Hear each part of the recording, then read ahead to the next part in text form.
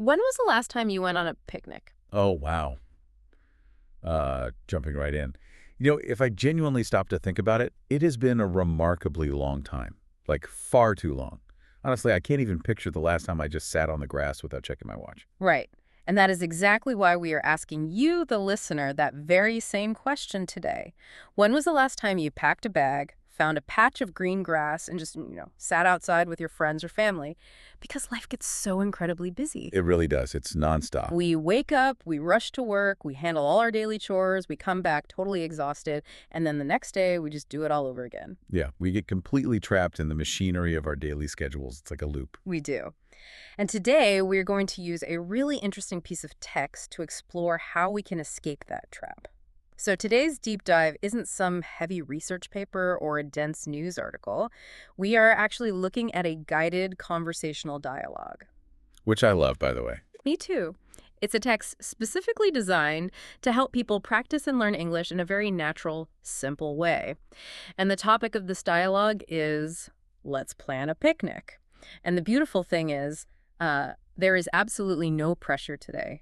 No complicated grammar rules to memorize, no exams to pass, just a real, relaxed conversation about something we all desperately need. I'm so glad we are using this text today. Yeah. Because, well, the best way to absorb a language isn't by staring at a textbook, right? Yep. Or forcing yourself to memorize a dictionary.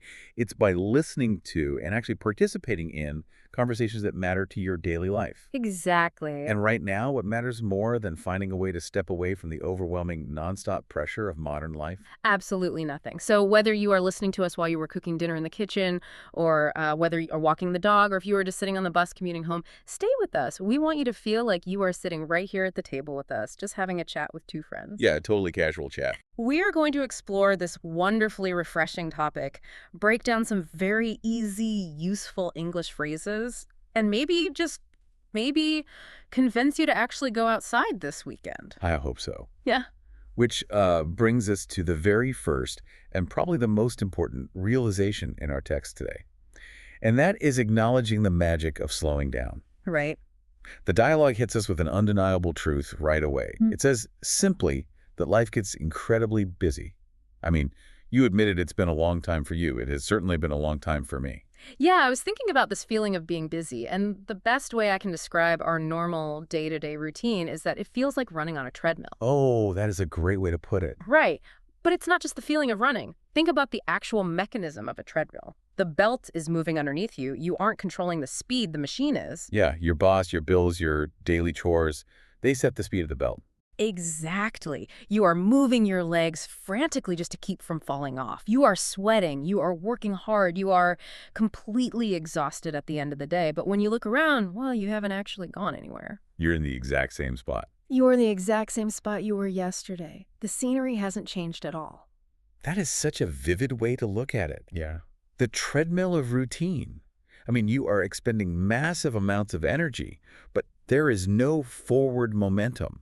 You are just doing the bare minimum to maintain the status quo. Yeah. And because the scenery never changes, your brain never gets a signal that it is actually safe to stop and rest. Right. But wait, hold on a second. I agree with the sentiment of the text when it says, here's the phrase, we all need a break from our routine.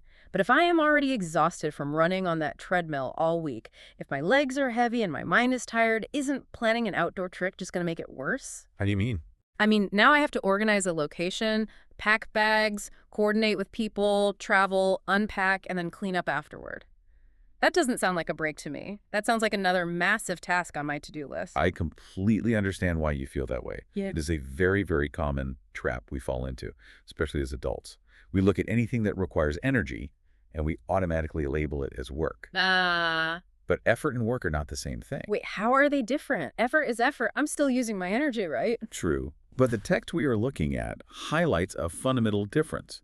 The effort you put into planning a simple picnic is not the same kind of draining, obligatory work as, say, answering emails or commuting in heavy traffic. Okay, I'm listening. It is different because of the mechanism of what is happening in your brain. Think of your mind like a computer. During your work week, your computer is running high-intensity programs. You are processing data, solving stressful problems, handling conflicts. It uses up all your RAM. Yeah, my brain definitely feels like a frozen computer by Friday. Right. Now, when you go on a picnic, you aren't shutting the computer off completely. You are just putting it into a different mode. Let's call it defragmentation mode. Defragmentation. Okay, explain that. So, when a computer defragments its hard drive, it looks like it isn't doing anything on the screen. It looks quiet, but in the background, it is taking all the scattered, chaotic pieces of data and organizing them into neat, calm, orderly files. It is repairing itself. Oh, wow. Yeah. A picnic does this for your brain. It forces a shift from doing things to just being. Yes, you put in a little effort to pack a bag and drive to the park, but once you spread that blanket on the grass, the objective changes entirely. You are no longer producing or managing. Exactly. You are just existing. The environment itself, the trees, the open sky, triggers that defragmentation process.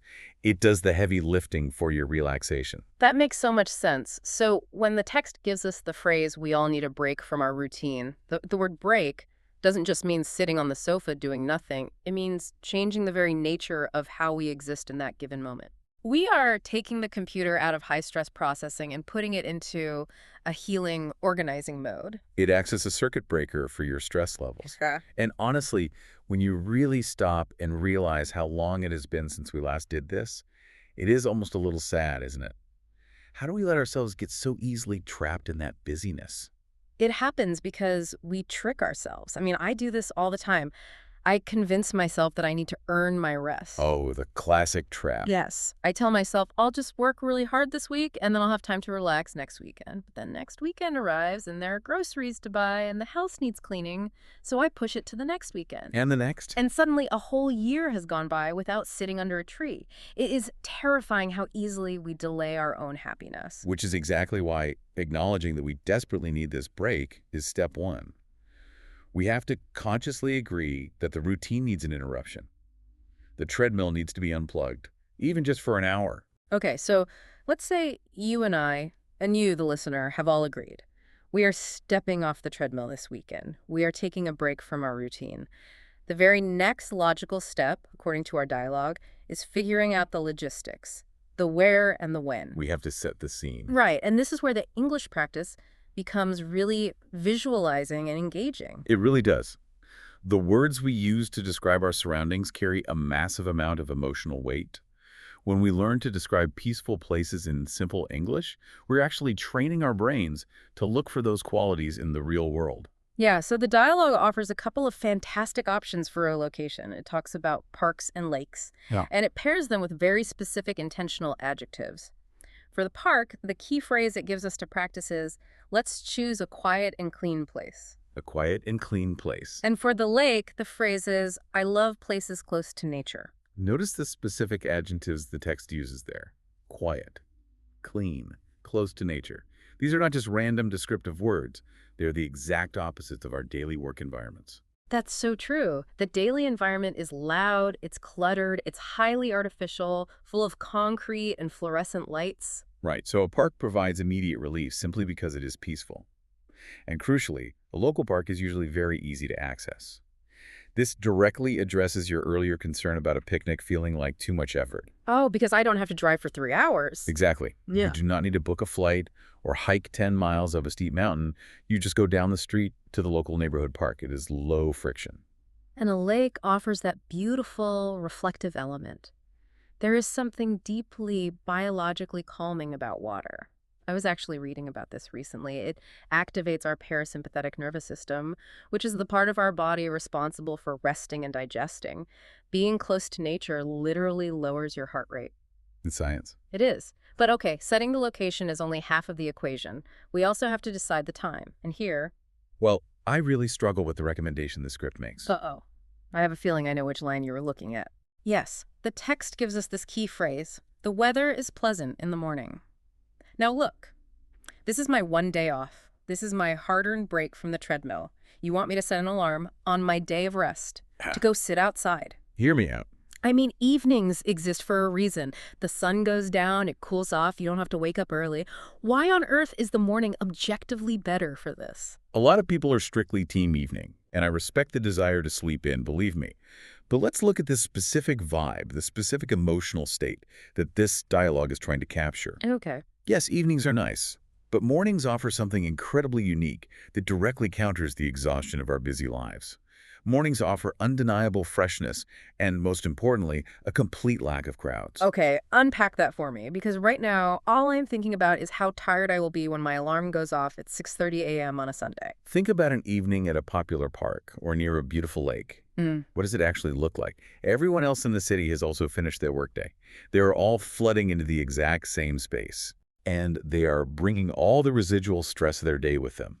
The space is crowded. The air has been baking in the hot sun for 12 hours. There is noise. There is chaotic energy. It is just a different kind of busy. That's a fair point. You were just trading office traffic for park traffic. Exactly. Mm. Now, I want you to visualize the exact same quiet, clean place, that beautiful lake close to nature, but I want you to picture it at 7 or 7:30 in the morning. It's totally empty. It is entirely empty. It is yours.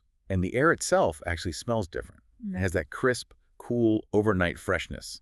You get to claim the space before the rest of the world even wakes up and gets loud. Wow. Okay. Waking up early to do chores or commute to work is exhausting.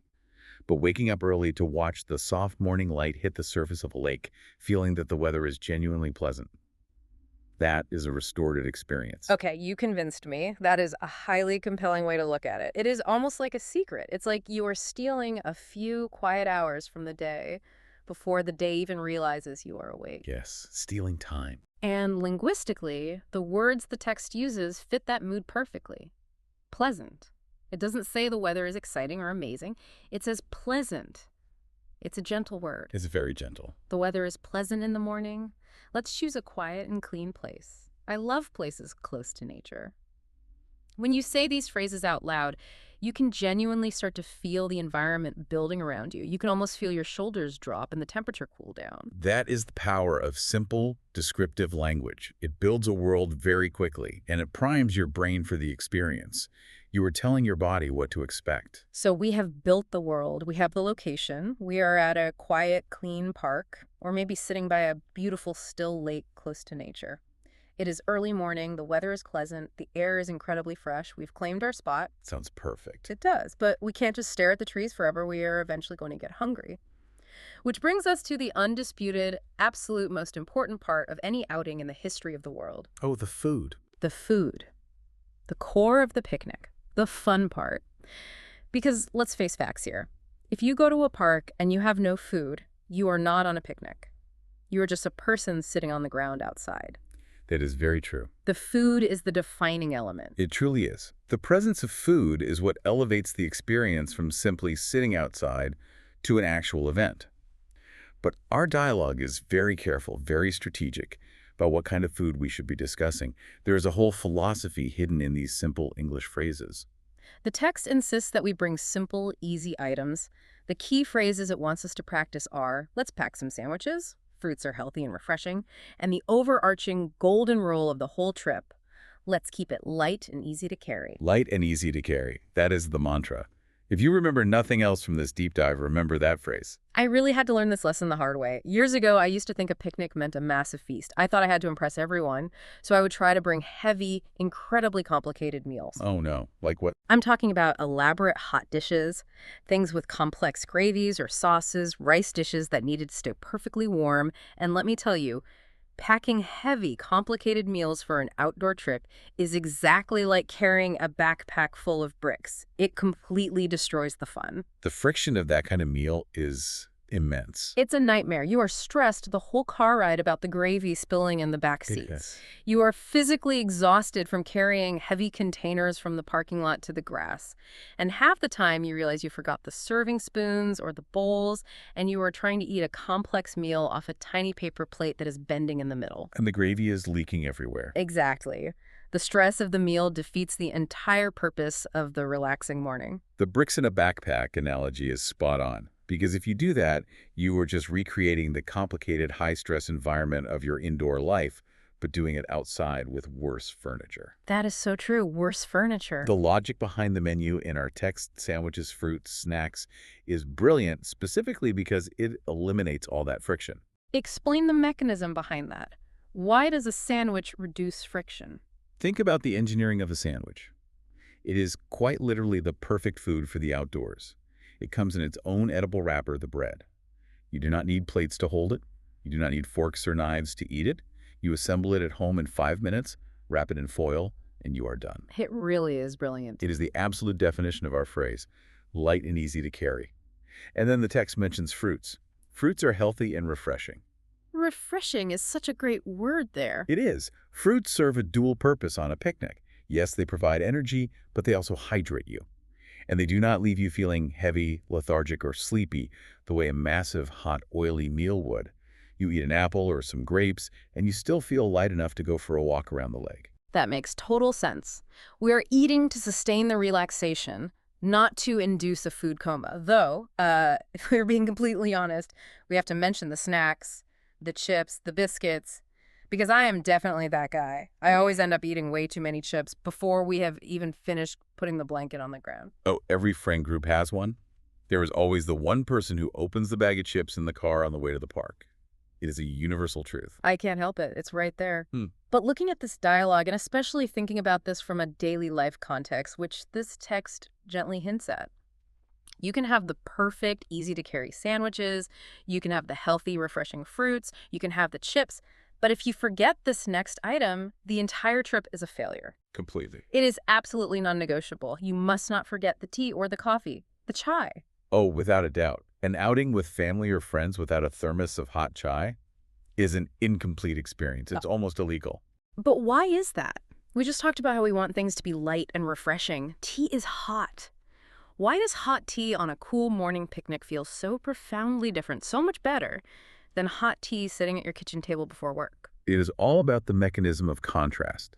If we go back to the environment we visualized earlier, the pleasant, cool, crisp morning weather near a lake, when you hold a warm cup of tea or coffee in your hands in that environment, it creates a wonderful sensory contrast. Your face is cool from the breeze, but your hands and your core are warmed by the tea. Oh, I love that feeling. But more deeply than that, chai forces you to pause. Because it's hot. Exactly. You cannot chug a hot cup of tea. You can't rush it. It dictates a very specific, slow pace. You take a sip. You lower the cup. You look out at the water. You say something to your friend. You take another sip. The beverage itself acts as a pacing mechanism for your relaxation. It physically prevents you from rushing. A pacing mechanism for relaxation. I absolutely love that concept. The chai is the anchor that holds you in the present moment. So the menu is completely set. We have our simple, practically engineered sandwiches. We have our healthy, refreshing, hydrating fruits. We have the chips that I am probably going to eat too quickly. Definitely going to eat too quickly. And we have our thermos of hot pacing mechanism tea. We have successfully achieved the goal of the key phrase, let's keep it light and easy to carry. You have the perfect menu. But we aren't quite done packing, are we? No, we are not, because you can have the most beautiful, quiet park, and you can have the most perfectly wrapped sandwich, but you cannot just stand around in the middle of a field holding a sandwich in one hand and a cup of tea in the other. Not very relaxing. No. Which brings us to the next logistical challenge in our text essentials and activities. What else besides food do we actually need to bring to make this experience comfortable and fun? The text outlines a few very practical basic essentials. And again, the English language used here is wonderfully direct and simple. The first key phrase we encounter is, we need something to sit on. Which usually means a mat, a bed sheet, or a blanket. Yes. And while it seems incredibly obvious to bring a blanket, laying down that mat is actually a very important psychological act. Wait, really? A blanket is psychological? Absolutely. When you lay a blanket out on the grass, you are literally claiming a small piece of the vast outdoors and turning it into your temporary living room. You are drawing a boundary. Inside the edges of the blanket is your safe, comfortable space. Outside the blanket is the wild park. It grounds you. It gives the picnic a physical center. That is a fascinating way to look at it. The blanket is the foundation of the house, so we have the mat. What else is on the text list of essentials? It gives us another great phrase. Music makes everything more enjoyable. So a small, portable speaker. And critically, water bottles. Oh, let me stop you right there at water bottles. Because forgetting the water bottles is perhaps the most relatable, universal daily life mistake any human being can make. It happens so often. I don't know how many times I have been the one in charge. I have meticulously packed the sandwiches. I have double-checked the snacks. I brought the expensive speaker. I found the perfect blanket. We drive out. We set everything up. We sit in the morning sun for an hour. And suddenly someone is thirsty, and we realize we have absolutely zero water. Every single time. It is so funny how our brains work. We get so hyper-focused on the fun or special items, the fancy snacks, the perfect playlist, that we completely neglect the most basic, fundamental human survival requirement. We take water for granted because it is always in our kitchen. Exactly. And nothing ruins the relaxing defragmentation mode faster than being dehydrated and having to pack everything up early to go find a shop. So, listener, if you take away nothing else from today, pack the water. Please pack the water. Okay, so we have the mat, we have the speaker, playing some light music, we remembered the water, we are sitting there, the sandwiches are eaten, the chai is finished. Now we look at the activities. The text suggests things like talking, relaxing, enjoying nature, and playing games. The phrase it wants us to practice is, let's play some fun games. What is your initial reaction to that phrase? Honestly, I have a bit of a problem with it. Why is that? Maybe this just speaks to my own laziness on a Sunday morning. But do we really need to organize fun games? Does every single moment of our lives need an itinerary? We just spent all this effort escaping the routine of constant productivity and scheduling at work. Can't we just do nothing? I get that. Why do we feel like overwhelming pressure to immediately replace work tasks with organized play tasks? I don't want to organize a badminton tournament. I just want to sit. That is a very profound question, and it gets to the absolute heart of how uncomfortable modern human beings are with unstructured time. Because we are so used to the treadmill, because our brains are constantly processing, stopping completely feels unnatural. It feels scary. It does feel a little weird at first. Right. Games, whether it is a simple card game, tossing a frisbee, or playing a board game, often act as a necessary bridge for our minds. A bridge between what and what? A bridge between the high-stress doing mode of the work week and the ultimate being mode of the picnic. They give our busy minds something low stakes to focus on. It distracts that anxious part of your brain that wants to check emails, allowing your body to actually relax on the grass. But the beautiful thing about this dialogue is that it actually agrees with you. It does. Yes. Look at the final phrase the text offers in this section. I think it is the most beautiful line in the whole script. It says, "Sometimes simple conversations are the best." Oh, wow. That perfectly balances it out. Right. You don't always need the games. The games are just a tool, an icebreaker, if the transition to doing nothing is too difficult. But ultimately, the true goal of the outing is to reach a state where you don't need a distraction at all. You're just sitting on that mat, listening to the birds and the music, and having a simple, honest conversation with someone you care about. It synthesizes the whole experience, just enjoying nature and enjoying each other. That is incredibly reassuring. I don't have to be the entertainment director. The simple conversation is the main event. But speaking of human interactions, we have planned this idyllic, beautiful, peaceful morning trip. We have the light food, the comfortable mat, the soothing music, the meaningful conversations. But we have overlooked a highly critical, often relationship-testing logistical issue. Oh. And this brings us to a part of the text where things get very real and honestly quite funny. The true test of any friendship or family dynamic, the logistics of execution. Exactly, because we have reached the fun, slightly chaotic moment of the dup dive, because I have a very serious, very practical question for you. Considering all the heavy water bottles, the thermos of tea, the sandwiches, and the mat we just discussed, who exactly is carrying all of this from the car to the lake? Oh, definitely not me. I am just the expert analyzing the linguistics of the trip. I'm providing the commentary. You can carry the bags. See, this is exactly what happens in real life, and it is exactly what this dialogue points out. You plan this wonderful group trip, everyone gets out of the car, and somehow one person ends up looking like a pack mule. It's so true. They have a bag on their back, a thermos in one hand, the mat tucked under their arm, trying not to drop the speaker. Meanwhile, everyone else is strolling casually ahead, pointing in the birds, completely empty-handed. If I have to carry everything by myself, the picnic is canceled. We are going home. And there is the immediate breakdown of the plan. But this funny, relatable situation in the text leads to a really important, culturally universal phrase. The text says, teamwork makes everything easy. It immediately de-escalates the tension. It does. It reminds everyone to grab a bag. But, joking aside, this little moment highlights something much deeper about why we so often fail to actually take these breaks. We are laughing about who carries the food, but the text is acknowledging a very grounded reality. It acknowledges that we often plan things, we talk about them enthusiastically, we make big plans in the group chat, but we don't actually do them. Why is that? Why do these plans always seem to die in the WhatsApp group? Oh, the graveyard of WhatsApp group plans. Yeah. They die because planning is easy and fun. Execution requires tangible effort. And usually that effort falls entirely on one person. It requires one person to take on the invisible labor of organizing the time, buying the food, packing the bags, and literally carrying the heavy load.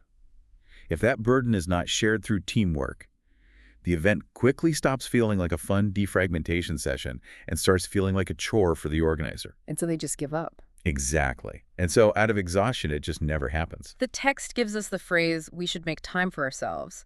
But I'm realizing that making time is not a passive thing. Time doesn't just appear. You have to actively carve it out, and you have to work together to protect it. Precisely. And the dialogue makes another brilliant, subtle point here to remove one of the biggest barriers to that active process. It reminds us of a fundamental truth. A picnic is not about spending money. It is about spending time. That is a massive distinction. We often get confused. We think that to take a break from our routine, we need to book a lavish vacation. We think we need to buy expensive flight tickets, book a fancy hotel room, and go to a restaurant. We equate rest with a massive financial investment. Which most of us can't afford to do every weekend. Right, and because we don't always have the money, we deny ourselves the rest. But sitting in a local park with a simple sandwich you made in your own kitchen costs basically nothing. Yet it can provide the exact same mental reset. It completely democratizes rest. It tells you, the listener, that you have the power to step off the treadmill right now, this very weekend, without needing a huge budget or a credit card. Even the smallest, simplest picnic can refresh us deeply, as long as we actually execute the plan through a little bit of shared teamwork. So we have covered an incredible amount of ground. We have explored the psychological magic of slowing down and defragmenting our brains. We have visualized the quiet, crisp morning lake. We have packed our simple, easy-to-carry sandwiches and our essential pacing mechanism, chai. We have debated the merits of organized games versus simple, deep conversations. And we have agreed to split the carrying duties so I don't throw a fit and cancel the whole thing. A very successful plan, I would say. We have shown how easy and natural it is to talk about these plans. Which means it is time to pass the microphone over. Yes, it is time for the audience practice round. We are going to directly engage with you, the listener. We have been discussing all these concepts in simple, natural English. Now we are going to prompt you to actually answer 3 very straightforward questions. And we want to be very clear. The goal here is not to test your grammar. Nobody is grading you. The goal is to practice taking the abstract thoughts in your head and turning them into spoken words. It is about building muscle memory for speaking. Here are the 3 questions. Listen closely. 1, where would you go? 2, what food would you take? 3, who would you go with? Now, to show you how simple and low pressure this should be, we are going to model the answers for you first. We are not going to use complex, twisting academic sentences. We're going to use the exact kind of natural conversational English you would use with a close friend over coffee. For example, if you ask me the first question, Let's do it. Where would you go? I would answer simply, I would go to a park with my friends. Perfect. Clear, direct. Let me ask you, why use the word would? Why not just say, I will go to a park? That is a great linguistic distinction. Using would makes it conditional. It removes the pressure of commitment. If I say, I will go, it sounds like a strict schedule, another task on my treadmill. Right. But when I say I would go, it feels like dreaming. It feels like we are just imagining possibilities. It keeps the conversation relaxed. I love that. I would go is dreaming, not scheduling. Okay, next question. What food would you take? Keeping it simple, I would take sandwiches and juice. Excellent. And for the activities, if someone asked me, I would say I would enjoy music and games. Notice how we are just using the core vocabulary we built up during our discussion. Park, friends, sandwiches, juice, music, games. We aren't reaching for a dictionary. Exactly. Now, we are asking you, the listener, to do this. Wherever you are right now, if you were walking the dog, if you were doing the dishes at the sink, if you are driving your car, we deeply encourage you to speak your answers out loud. It feels totally different when you actually say it with your voice compared to just thinking it in your head. Don't worry about constructing the perfect paragraph. Don't worry if you use the wrong tense. Just get the ideas out of your mouth. I'm going to ask the questions one more time, and I'm going to leave a little pause for you to think of your answer and say it. Ready? Where would you go? What food would you take? Yeah. Who would you go with? Yeah. If you answered those, even just whispering to yourself, but hopefully out loud, you are doing the work. You are practicing. And that practice is the entire point of this exercise. Which brings us to our wrap-up. As we look back at the text we explored today, and the journey we just took from the stressful treadmill to the peaceful lake, what really stands out to you the most? What stands out to me is how beautifully sneaky this text is. Planning a picnic today wasn't really just about planning a picnic. It was a highly practical, incredibly effective framework to practice talking about plans, food, and places in real-life English. We used a mundane, everyday scenario to practice essential communication skills without it ever feeling like a lesson. It is brilliant. You think you are just figuring out who is bringing the chips and who is bringing the chai, but you are actually mastering conditional phrasing, descriptive adjectives, and future planning. Exactly. Because the context is real and relatable, the language sticks in your brain. And as we close out this deep dive, there is one final, incredibly encouraging thought from this whole exercise that I want every listener to really absorb. It is the core philosophy of not just learning English, but of learning any new skill in life. And that thought is, you do not need perfect English. You just need the confidence to speak. You don't need perfect English, just the confidence to speak. That ties everything together so perfectly. Think about it. Just like you don't need an expensive, perfectly catered 5-course meal to have a wonderful picnic, a simple sandwich is more than enough. You do not need flawless textbook grammar to have a meaningful conversation with another human being. The ultimate goal of language is connection, not perfection. If you can make your thoughts understood, if you can share a laugh over forgetting the water bottles, or make a plan with someone to visit a park, you have completely succeeded. The grammar and the vocabulary will naturally refine themselves over time, but that initial confidence has to come first. It is all about focusing on the human communication over the rigid rules. So we want you to take that confidence with you this week. Maybe use it to text a friend in English and actually execute that group chat plan. Tell them you were bringing the mat, tell them they were bringing the chai, and tell them you were going to the quiet park in the fresh morning air. But before we go, I want to leave you with one final thought to ponder. We talked a lot about the effort of making time. In our modern society, we are obsessed with material affluence.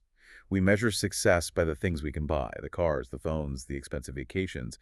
But what if we started measuring our success by time affluence? Time affluence. Explain what that means. Time affluence is the true modern luxury. It is not having the money to buy a yacht. It is having the linguistic, mental, and practical freedom to just sit next to a lake for an hour, doing absolutely nothing, and not feeling guilty about it. It is the wealth of having unstructured time. So ask yourself, are you just working to buy more things, or are you working to earn back your time? That is incredibly profound. True wealth is having the time to sit on a blanket. I love that. If you enjoyed this exploration today, please remember to like, share, and subscribe wherever you get your content. We are here daily, bringing you new texts, new topics, and new ways to keep learning, practicing, and exploring the world around us. Keep practicing those simple phrases, keep speaking out loud, and most importantly, keep finding those small moments to defragment and slow down. Thank you so much for joining us. We will see you next time. Keep learning with us. See you next time. But really, before you go, think about that treadmill and think about that time affluence. Are you going to keep letting the machine dictate your speed tomorrow, or are you finally going to unplug it, claim your time, and feel the grass under your feet? The choice and the simple words to make it happen are completely up to you.